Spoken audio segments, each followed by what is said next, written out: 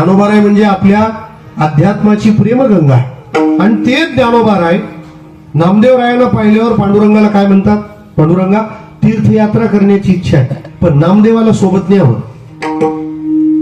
माणसाने कुठं पण जायला सोबत कोणी असलं चालेल, पण तीर्थयात्रा करायला सोबती चांगलाच पाहिजे. कारण तो तुमच्या सोबतीचा जसा असेल तीर्थयात्रा तशीच घडणार.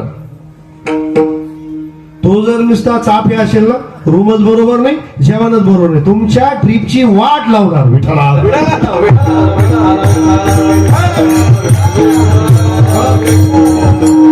बरं, जे तक्रारी करणारे आहेत ना, ते सोन्याच्या महालात ठेवा, ते बोंबलतच राहणार. त्याला काही चांगलं म्हणून दिसणारच नाही, तो कशात तरी खोडी काढणारच. आणि जो आनंदी राहायचं ज्यांनी ठरवलंय ना, तो प्रयागला पण म्हणतो काय नाही महाराज, 20 किलोमीटर चालत गेलो, लय मजा आली. 20 किलोमीटर विठ्ठला.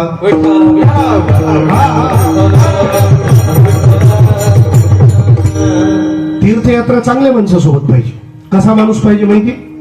आपण भजनात जे थांबलो की त्यांनी म्हटलं पाहिजे ऐक भजन नाही बंद करायचं.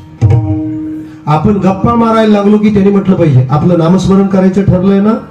अशा माणसासोबत केलेली वारी दिव्य वारी असते. आपण जोडीदार असा निवडतो, दोन आपण चल जरा चहा पिऊ विठ्ठल. आपला पार्टनर डेंजर राहतो, तो म्हणतो रोज काय टिकटीत चालायचं.